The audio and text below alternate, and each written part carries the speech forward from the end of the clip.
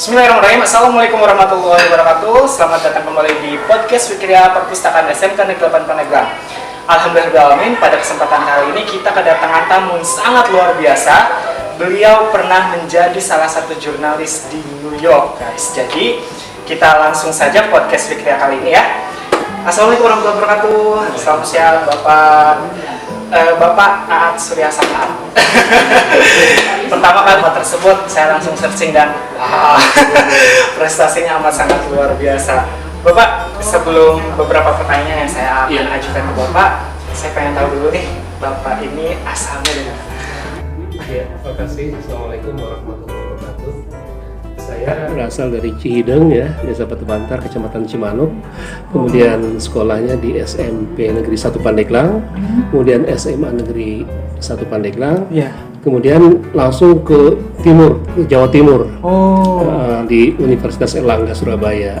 Jadi langsung melesat ke Jawa. Teman-teman ada yang melanjutkan ke IPB, kemudian ada yang melanjutkan ke Unila ya, ke tempat-tempat lain. Nah, saya yang paling jauh ke Jawa Timur. Oke, alhamdulillah. Berarti orang Cimanuk ya, dekat dari SMK 8 tuh dekat ternyata.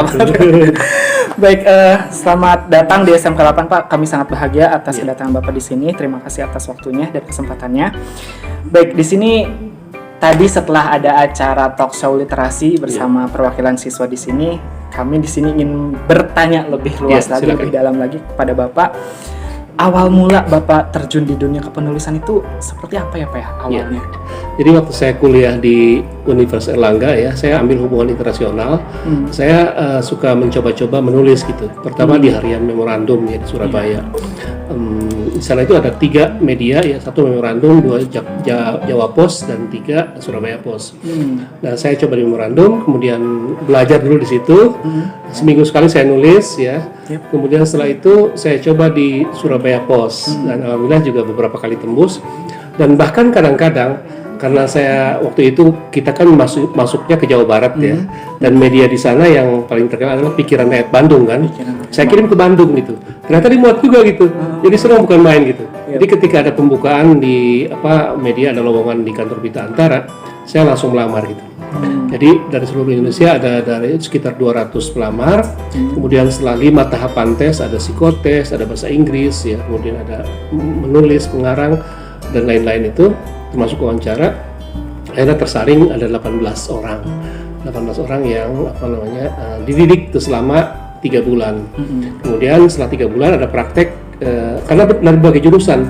Saya dari HI, ada yang dari pertanian, ada dari jurusan-jurusan komunikasi ya, saya bukan dari komunikasi, saya dari HI. Kemudian diseleksi 18 dan pendidikan 3 bulan dan praktek 3 bulan. Akhirnya diterima di kantor Berita Antara dan alhamdulillah dari sekian banyak itu saya termasuk lulusan ranking pertama gitu. Dari angkatan itu. Oke, menarik sekali ya Pak ya. Jadi pertama kali Bapak itu mahasiswa? Iya, ketika mahasiswa. Kira-kira masih ingat nggak Pak judul pertama tulisan Bapak itu apa? Tentang apa gitu? Tentang pemerintahan di Mesir waktu itu. Jadi tentang reformasi di Mesir. Pada saat itu kan saya sedang menyusun skripsi ya. Judulnya itu Presiden Mesir dalam 2 periode ya, dalam 2 pemerintahan dari Anwar Sadat ke Hosni Mubarak gitu. Jadi bagaimana membedakannya gitu. Nah, ketika itu saya angkat itu menjadi salah satu isi dari tulisan saya di Surabaya Pos. Dan itu saya ketika semester 2 tuh sudah mempersiapkan temanya skripsi saya mau apa gitu. Jadi sejak semester 2 tuh sudah siap-siap. Dan alhamdulillah karena persiapan itu, waktu itu eranya belum online ya. Karena persiapan itu dari mengumpulkan dari koran, dari majalah, dari berbagai literasi di yang saya dapat dari perpustakaan. Alhamdulillah saya lulus tercepat. Jadi lulus dalam waktu 3 tahun 4 bulan yang seharusnya 4 tahun gitu ya. Di Erlangga seperti itu. Luar biasa ya. Jadi dari mahasiswa tulisan Bapak itu mulai ya, dan tulisannya nggak main-main, ngomongin negara lain. Luar biasa Pak. Oke Pak, pertanyaan selanjutnya adalah fenomena literasi zaman sekarang Pak. Ya seperti yang kita ketahui sekarang itu sudah masuk ke literasi digital, di mana semua yang berbau digital itu dipertontonkan supaya semua siswa terutama itu harus mengikuti secara perkembangan digital. tanggapan Bapak tentang literasi digital ini seperti apa? Iya, saya teringat waktu anak saya sekolah di New York ya, di kindergarten, jadi artinya sebelum TK ya. Itu di tahun 1994 ya, di sana. Jadi si guru itu sudah mendogma kepada murid-muridnya bahwa kamu tuh nanti harus menjadi orang kaya, dia bilang gitu. Paradigma kaya ya, bukan paradigma miskin.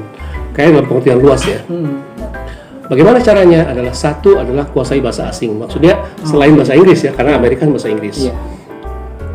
Bahasa Prancis atau bahasa Jerman, bahasa Rusia, bahasa Spanyol, bahasa Arab, bahasa Jepang, bahasa Cina gitu kan. Nah, yang kedua dia bilang kamu harus kuasai IT gitu. Nah, artinya saat itu sudah mulai masuk tuh ke era digital gitu. Nah, makanya IT itu adalah masa depan gitu. Oleh karena itu semua siswa itu harus memahami betul perkembangan IT, jangan sampai ketinggalan. Bagus sekali kalau di sekolahnya sudah siapkan WiFi gitu kan. Kemudian perpustakaannya masuk ke era digital gitu kan. Akses digitalnya dibuka gitu kan. Kemudian ada websitenya gitu. Jadi saya pikir era ini harus kita sambut ya. Dan ini adalah masa depan gitu. Tidak mungkin kita maju tanpa kita dua hal tadi, bahasa Inggris, yang kedua IT gitu. Itu harus betul kita kuasai. Dan media pun sudah masuk ke era digital. Sekarang sudah banyak media terkenal termasuk yang di New York Times, Los Angeles Times, kemudian Washington Post, di Indonesia Kompas kalau saya menyebut ya. Itu semua sudah masuk ke online gitu. Jadi cetaknya itu hanya seperempatnya sekarang. Bahkan ada yang bangkrut gitu kan. Maka era ini harus kita sambut gitu. Ya, penguasaan IT, penguasaan teknologi informasi di era digital ini satu keniscayaan gitu. Dan harus diperkenalkan sejak anak itu usia dini gitu. Betul sekali. Masih terkait dengan literasi digital Pak, fenomena yang sekarang saya sedikit perhatikan gitu ya Pak ya. Media sosial ataupun baik itu dari televisi, internet, yang saya lihat, mungkin saya lihatnya kebetulan itu saja gitu ya Pak ya. Terkadang kesannya itu hanya kayak menakut-nakuti, harus mewaspadai gitu tuh. Yang membuat si siswa itu malas untuk terjun ke dunia media massa tersebut gitu tuh. Nah, adakah sumber yang khusus untuk pelajar gitu, khususnya pelajar yang bisa dinikmati oleh pelajar, tetapi mereka tetap melek terhadap perkembangan yang sedang sekarang terjadi? Satu pertanyaan yang bagus. Di dunia digital itu, di era online sekarang ya, itu ada etikanya ya, namanya cybernetic. Jadi etika bermain di dunia maya. Satu, kita sebagai pengguna harus bijak gitu. Jangan mengupload sesuatu yang menyakitkan orang lain, yang menyudutkan orang lain, yang menyinggung perasaan orang lain atau pihak lain. Jangan mengadu domba, jangan mengompori, jangan mengkambing hitamkan, dan last but not least, etikanya jangan menulis ketika kita sedang emosi. Kadang-kadang suka terbawa kan? Itu mencerminkan kepribadian kita. Sekali kita menulis status di Facebook atau di Twitter atau di medsos yang lainnya, itu akan langsung menjadi milik dunia gitu. Dan itu mencerminkan kepribadian kita seperti apa gitu. Nah, yang berikutnya tentu kita harus tetap percaya kepada media mainstream namanya, arus utama.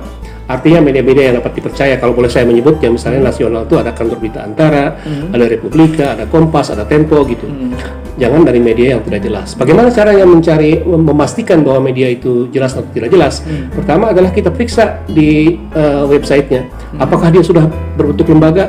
Apakah dia sudah berbadan hukum? Apakah ada pemimpin redaksi? Apakah ada pemimpin bidang usaha? Apakah ada alamat yang jelas gitu kan? Apakah punya staf yang jelas? Kalau dari semua itu tidak ada, berarti dia abal-abal masuknya gitu. Dan kita jangan takut gitu. Kalau dia memberikan pemberitaan yang miring tentang kita bisa lapor kita bisa mainkan ke ranah hukum. Tapi kalau dia media yang betul dan sudah ada kriteria tadi masuk gitu, tapi memberitakan yang jelek, maka kita bisa lapor ke Dewan Pers. Di situ nanti akan dimediasi ya, oleh Dewan Pers gitu. Jadi intinya media mainstream itu diharapkan menjadi semacam clearing house.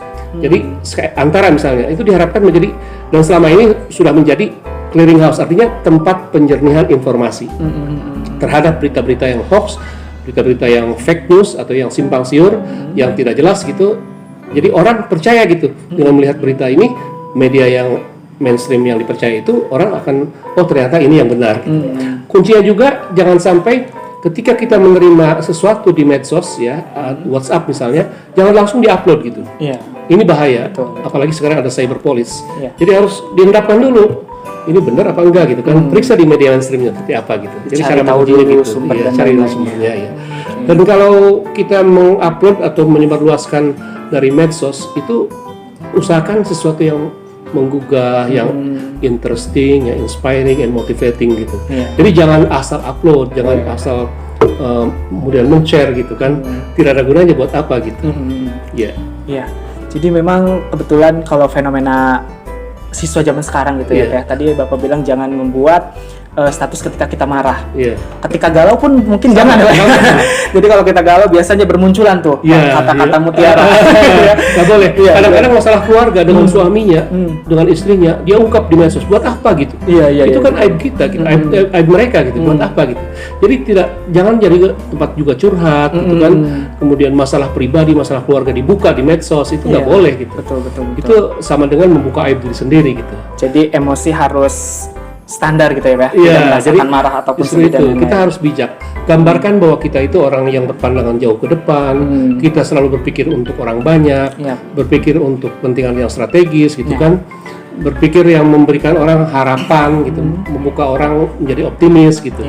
Sesuatu yang sifatnya mencerahkan gitu. Ada enlightening istilahnya, mencerahkan gitu. Ya. Oke, siap. Nah, Bapak, kebetulan Bapak sedang ada di SMK Negeri 8 Pandeglang nih.